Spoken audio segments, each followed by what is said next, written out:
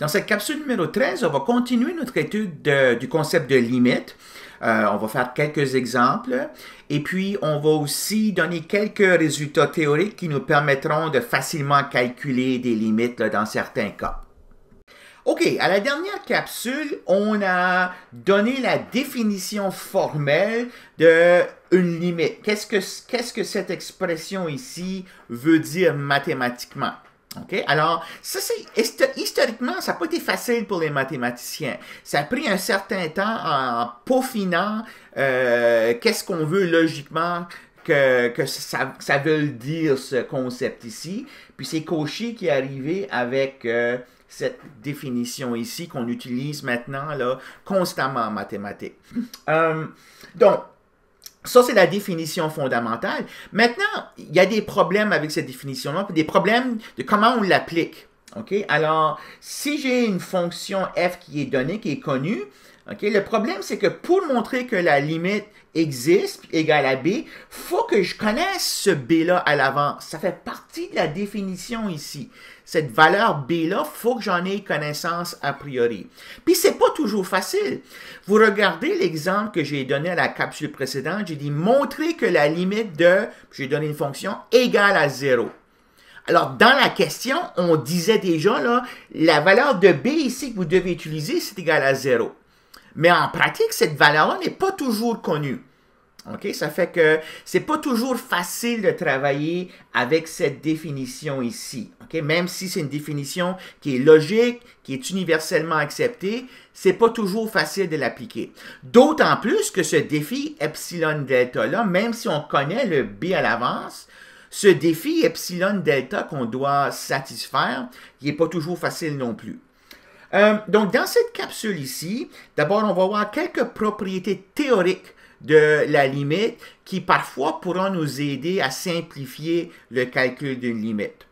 Le premier concept, c'est un théorème que je ne démontrerai pas ici. Par contre, on le démontrera au prochain DGD. Donc, c'est le théorème 2.4 et qui dit la chose suivante.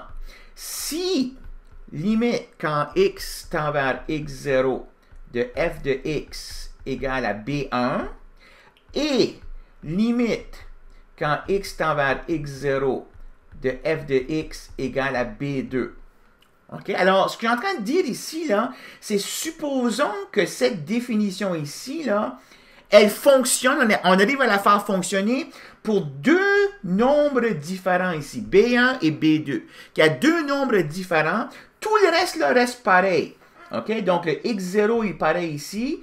Donc, on est en train de dire là, que la limite tend vers b1 et tend vers b2. Ben, dans ce cas-là, on va voir qu'il faut absolument que b1 soit égal à b2.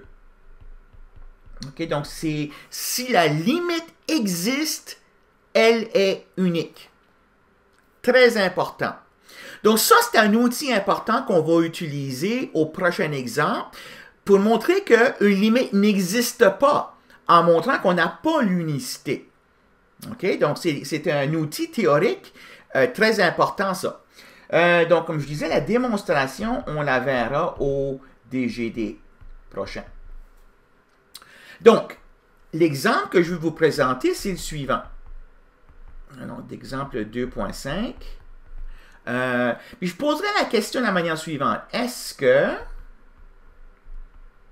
la limite suivante existe?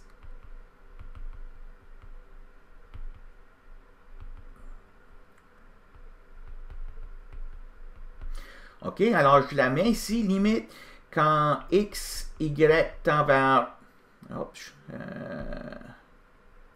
quand x, y tend vers 0, 0, de x, y sur x carré plus y carré. Alors, on pose une question très ouverte. Elle est différente de la question que j'ai posée à la fin de la capsule précédente où on disait « montrer que la limite est égale à 0 ». Fait que dans ce cas-là, il n'y avait pas d'utilité d'essayer de montrer que la limite n'existe pas. La question vous disait « montrer que la limite est égale à 0 ». OK? Donc ici, la question ne suggère pas que la limite existe, ni qu'elle n'existe pas. OK? Alors, quand vous avez une question qui est posée comme ça, Moi, ce que je vous propose, c'est d'adopter la technique suivante, passer un 5 minutes très facilement pour essayer de montrer peut-être que la limite n'existe pas. C'est une méthode qui s'applique très, très rapidement. Alors, vous pourrez déterminer rapidement si que la limite n'existe pas, puis pas essayer de perdre une demi-heure, 3/4 d'heure à montrer que la limite existe quand ce n'est pas le cas. Et puis, on va se servir de ce résultat ici, de l'unicité de la limite. Alors, donc le concept important, c'est le suivant. Regardons qu'est-ce qui se passe graphiquement ici. D'un côté, j'ai le plan XY. Puis l'autre côté, ici, j'ai les réels. La fonction f qu'il y a ici, alors ça, c'est la fonction f. Important de noter que cette fonction-là, elle n'est pas définie à l'origine. Hein? Donc, le 0 ici, là, 0, 0, ce n'est pas un point du domaine. C'est un point sur la frontière du domaine. Donc, le domaine ici, c'est tous les xy qui sont différents de 0, 0. Puis la fonction f, elle se promène comme ça, puis elle prend des valeurs dans les réels. Alors, si la limite existait, il faudrait qu'on obtienne la même valeur pour sa limite-là quand on s'approche de l'origine selon différentes directions. Okay? Alors, si on arrive à montrer que ce n'est pas le cas, que cette quantité ici, xy sur x carré plus y carré, tend vers des valeurs différentes selon la direction que je m'approche de l'origine, bien dans ce cas-là, ça veut dire que la limite ne va pas exister à cause de l'unicité de la limite. OK? Alors, c'est ça la méthode qu'on va adopter. Donc, je vais écrire le raisonnement parce que c'est un raisonnement qui est très important. Il dit, si la limite existe,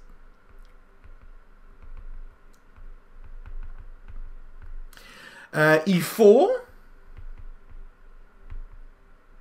que x, y sur x au carré plus y carré se rapproche d'une valeur unique.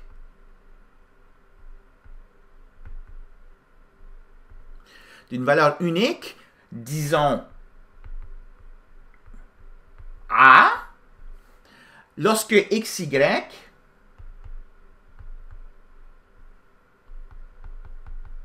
se rapproche de 0, 0. En particulier,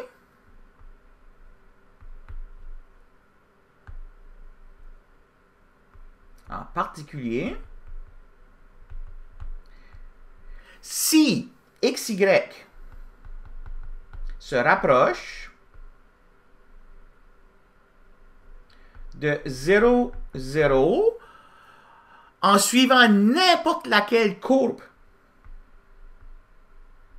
J'ai mis des droites ici, mais ça pourrait être des paraboles, ça pourrait être n'importe quelle sorte de courbe qui s'en va vers l'origine. Si la limite existe, peu importe comment je m'approche de l'origine, je devrais toujours avoir cette même valeur ici, A.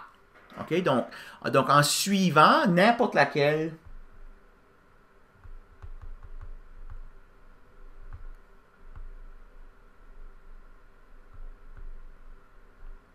courbe, alors xy sur x carré plus y carré devrait toujours se rapprocher de cette même valeur-là, A.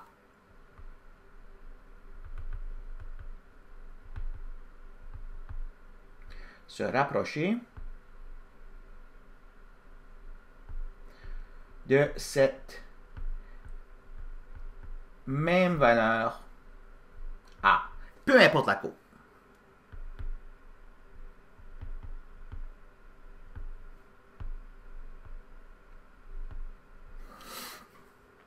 Donc, prenons par exemple,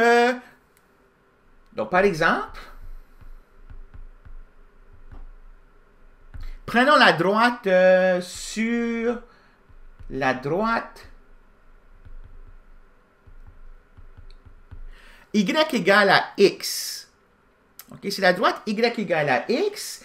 Vers quoi est-ce que cette fonction-là tend?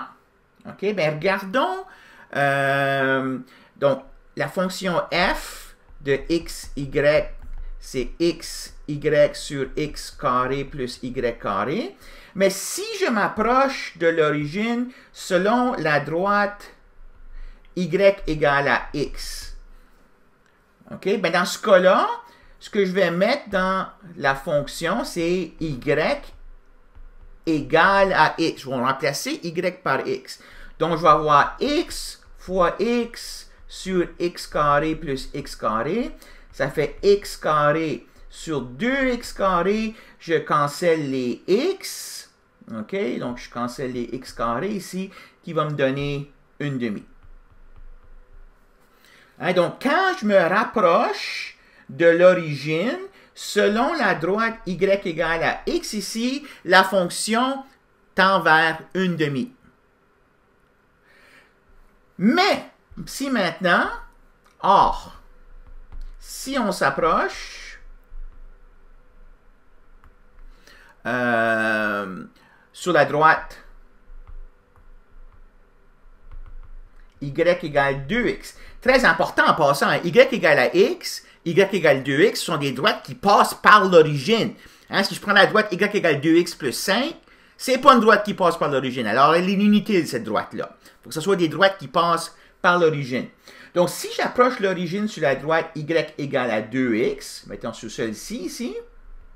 OK, donc là, j'ai y égale 2x. Regardons qu'est-ce qui arrive à la fonction.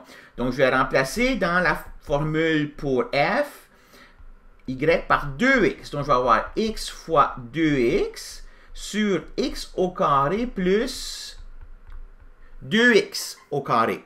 Hein, je remplace le y par x. Ça me donne donc 2x carré sur x au carré plus 4x carré. Il faut que j'élève le 2 au carré aussi. Ça fait 2x carré sur 5x carré. Encore une fois, je cancelle les x carrés. Ça me donne 2 cinquièmes. Puis 2 cinquièmes, ben, c'est différent de 1 demi. Ces deux-là ne sont pas égales. Donc, tout de suite, en vertu de cette propriété ici que je vous ai donnée, que la limite doit être unique, si elle existe, je peux en conclure que la limite pour cette fonction ici n'existe pas. Hein, donc, c'est une technique, hein, ça nous a pris quelques lignes à calculer, là, et puis on arrive à la conclusion que par l'unicité de la limite,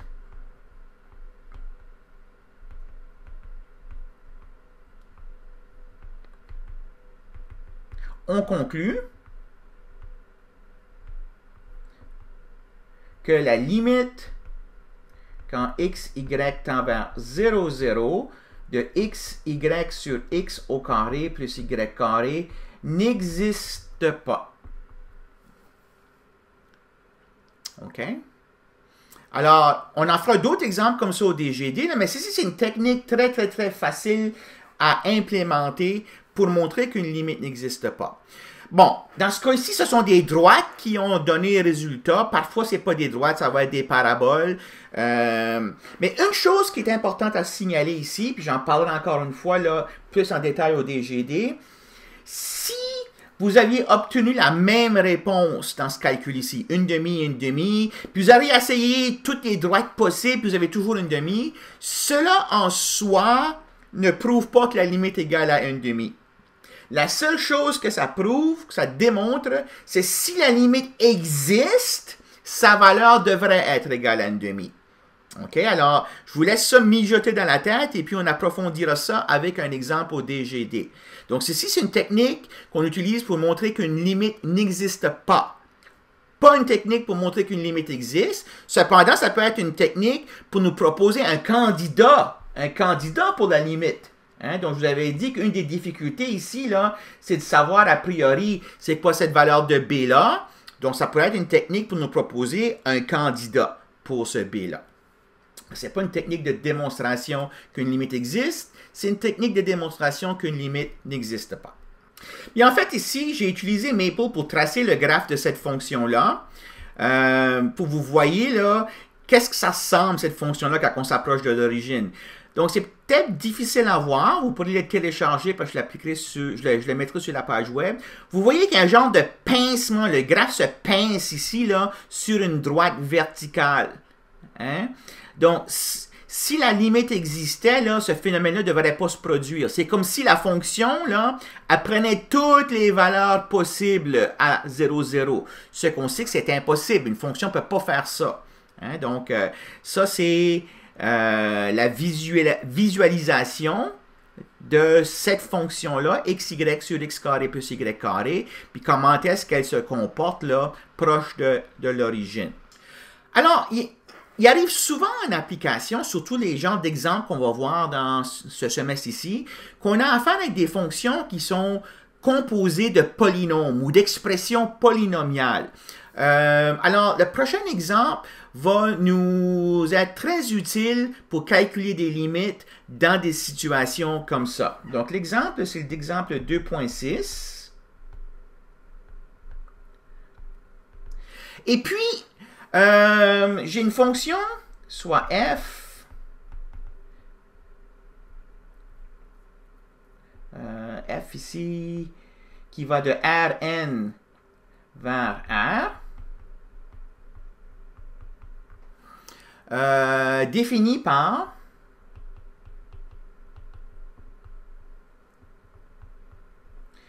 f de x1, x2, xn égale à xi pour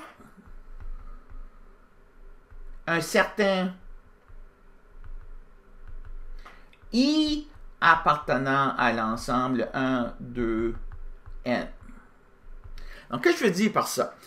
Supposons que j'avais la fonction f de xy égale à x, ou la fonction f de xy égale à y, ou la fonction f de xyz égale à x, ou la fonction f de xyz égale à z.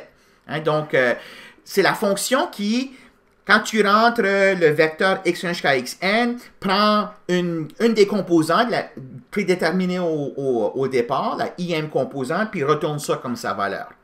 OK? Alors, montrer avec la définition epsilon delta que la limite quand x tend vers a de cette fonction-là, f de x, puis si a, ça va être un point fixé, le point A1 jusqu'à AN. OK? Montrer que ça, c'est égal à la im composante de A.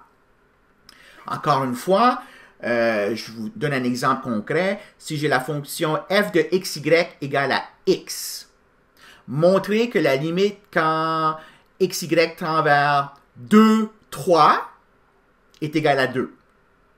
OK? Donc, mais ceci, donc, je vais le montrer ceci en termes très, très généraux pour que ça s'applique dans toutes les situations possibles. OK? Alors, on va montrer ceci avec la méthode epsilon delta. Ça peut paraître trivial ceci, OK?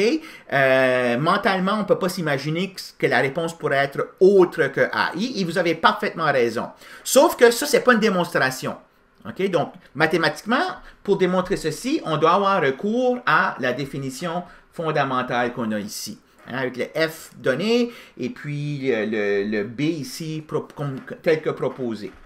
Donc, on va retourner ici, et puis on va se préparer à poser puis relever ce défi epsilon delta là. Donc, d'abord, je vais faire une remarque. On remarque d'abord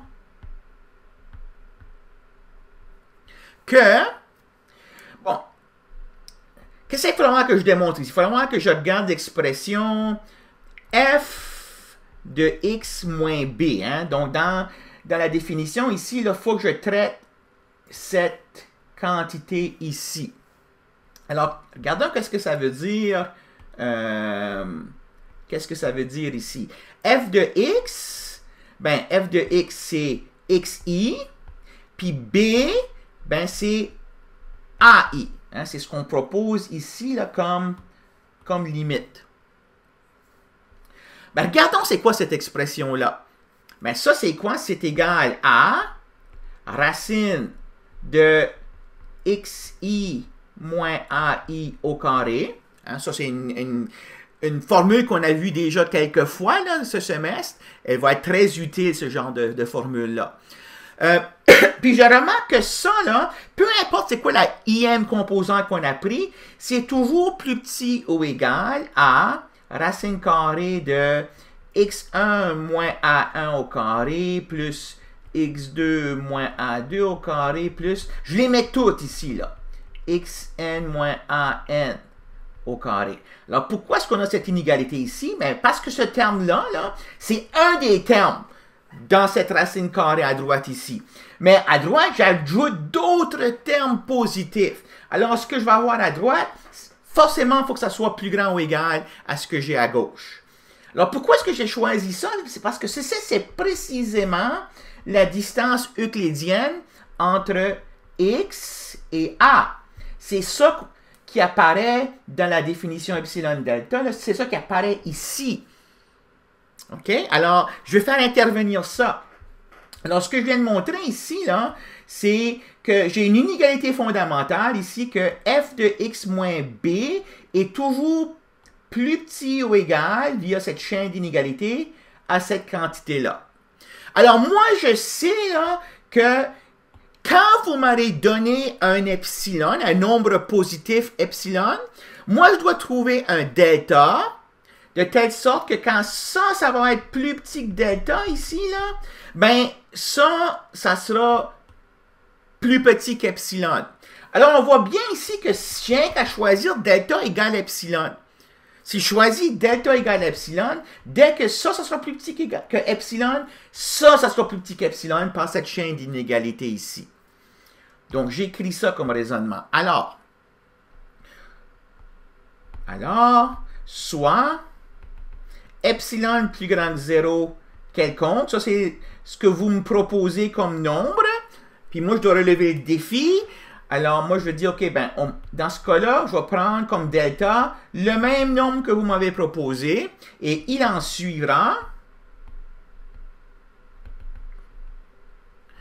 que quand on a cette inégalité ici,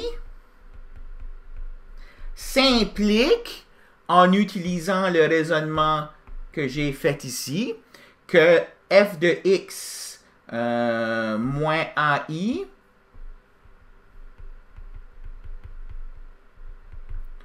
qui est égal à xi moins ai, ça va être plus petit ou égal par ce qu'on a démontré ici haut, qui va être plus petit que delta égale epsilon.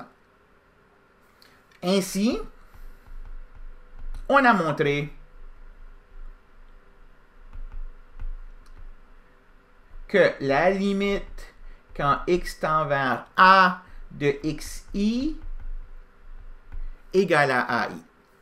Alors, comme je disais, c'est un résultat qui a l'air, bon, pourquoi est-ce qu'on a besoin de le démontrer? Bien, parce que notre intuition, c'est pas une démonstration. Hein? Donc, notre intuition, souvent, c'est un outil pour nous guider dans comment on démontre, et puis c'est ce qu'on a fait ici. Donc, ça, c'est un résultat, comme je disais, qui peut pas être évident, mais qui va être très, très puissant. Donc, je jumelle ceci avec des propriétés de limite qu'ici, j'ai déjà préparées à l'avance. Et puis, ce sont des analogues de propriétés que vous avez vues en première année pour des fonctions d'une seule variable. Je les mets ici. Peut-être que j'aurai l'occasion en DGD de démontrer une ou deux. Mais chacune de ces propriétés-là se démontre à partir de la définition epsilon delta. OK? Alors, c'est la définition fondamentale. Mais une fois qu'on les a, dans notre arsenal d'outils, on va pouvoir s'en servir. Donc ici, le théorème dit le suivant. On a une fonction f qui va de a dans Rn vers Rm, puis g c'est une différence, ou une différence, pas la même, mais c'est une autre fonction. Et puis remarquez que tous les deux vont de Rn vers Rm, donc le même n, le même m, et puis sont définis sur le même domaine A. On a un point ici en minuscule qui est soit dans le domaine ou sur la frontière de A. Et puis ici, je propose trois nombres ou vecteurs B, B1 et B2 dans Rm. Puis C, c'est un nombre réel. Alors, première propriété, c'est que si la limite, si je sais que la limite quand x tend vers a de f de x égale à b, ben, si je crée une nouvelle fonction qui est prendre la fonction f puis la multiplier par la constante c, ben, cette nouvelle fonction-là aussi aura une limite quand x tend vers a, puis cette limite-là sera c fois b. OK? Donc, la limite d'une constante fois une fonction, c'est égal à la constante fois la limite. OK? Pourvu que la limite originale existe. Deuxième, c'est si la limite de f de x égale à b1, puis la limite quand g de x égale à b2, toujours dans les deux cas ici, là, le même a, on tend vers le même a. Donc, f tend vers b1, g tend vers b2, alors f plus g va tendre vers b1 plus b2. Okay? Donc, ça, c'est un théorème, on peut se servir de ça. Si l'image ici, c'est R1, de telle sorte que ça a un sens de multiplier les fonctions, et puis si la fonction f de x tend vers le nombre réel b1 et la fonction g tend vers le nombre réel b2, ben la fonction produit f fois g tend vers b1, b2. Même chose ici pour le quotient, pourvu que le dénominateur ne soit pas égal à 0, pourvu que b ne soit pas égal à 0. Et puis, je vous rappelle qu'une fonction qui va de Rn vers Rm constitue de m différentes fonctions scalaires ici, dans les composantes. Alors, si chacune des composantes tend vers bêta 1, bêta 2 jusqu'à bêta m, respectivement, ben la fonction au complet tend vers le vecteur qui contient ces composantes ici. OK? Alors, ce sont des propriétés maintenant qu'on va prendre pour acquis. OK? On les a mis ici. Je vais en démontrer quelques-unes, mais maintenant, vous pouvez utiliser ces propriétés-là si vous avez besoin de vous en servir. Et puis, je vais montrer comment est-ce qu'on peut s'en servir dans un exemple. Je vais ajouter une page ici. Dans un exemple facile. Donc, exemple 2.8, soit f qui va être R2 dans R, défini par f de xy égale x au carré plus 2y au cube. Calculé avec justification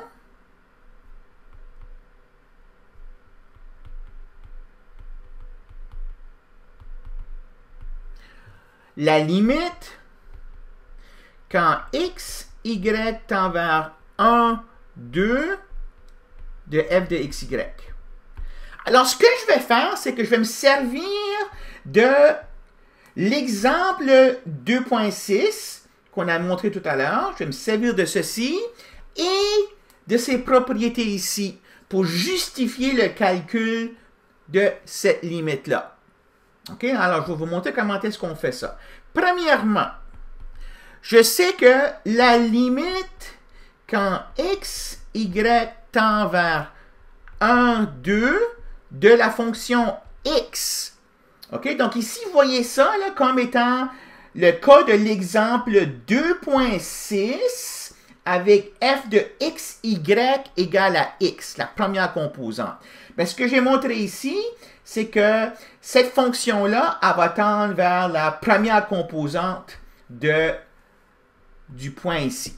Donc, cette limite ici, en vertu de l'exemple 2.6, égale la composante x du point vers lequel on tend. Donc, égale à 1. Et puis, la même chose, la limite quand x, y tend vers 1, 2 de y.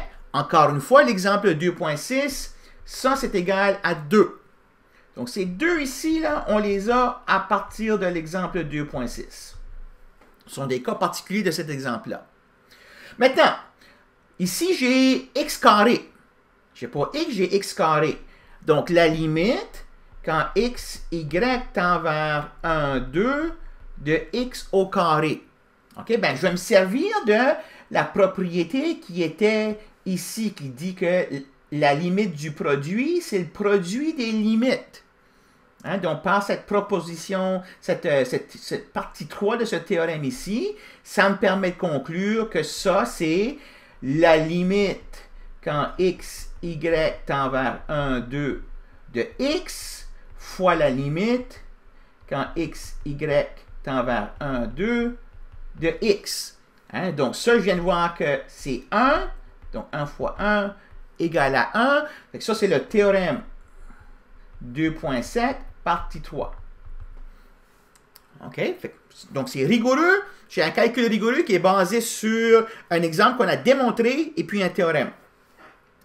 Idem pour limite quand x, y tend vers 1, 2 de y cube, hein, donc ce terme ici, y cube, lui, il va tendre vers, donc ça va être égal à la limite quand x, y tend vers 1, 2 de y au cube. On a montré que c'était égal à 2 ici, donc 2 au cube égale à 8. Encore une fois, théorème 2.7, partie 3. OK, là, ici, j'ai un 2 qui multiplie. Ben, on a montré dans la partie 1 ici que quand on multiplie une fonction par une constante, la limite est multipliée par la même constante. Donc, ça me permet de dire que la limite, quand x, y tend vers 1, 2 de 2y cube, c'est égal à 2 fois la limite quand x, y tend vers 1, 2 de y cube que je viens de montrer est égal à 8. Donc ça, c'est égal à 16. Alors ici, je vais utiliser le théorème 2.7, partie 1. OK? Et ce calcul ici que j'avais fait là. Et enfin, limite quand x, y tend vers 1, 2 de x carré plus 2y cube. Ben là, je vais utiliser la propriété qui dit que la limite d'une somme, c'est la somme des limites. Donc, dans ce cas ici, ça va donc être égal à, bon, limite quand x, y tend vers 1, 2 de x carré plus limite quand x, y tend vers 1, 2 de 2y cube. J'ai calculé ça maintenant, c'est 1 plus 16. Alors, la réponse finale, c'est 17. Alors, donc ici, j'ai utilisé le théorème 2.7, partie 2. Et puis, les résultats précédents, si haut ici. Donc, ça, c'est une justification rigoureuse de dire que la limite est égale à 17. Puis, je n'ai pas été obligé de me servir d'epsilon delta. Donc, c'est ça la puissance de l'exemple 2.6 puis le théorème 2.7. C'est qu'on est capable de, petit par petit morceau, là, calculer la valeur de la limite en combinant ces propriétés algébriques-là.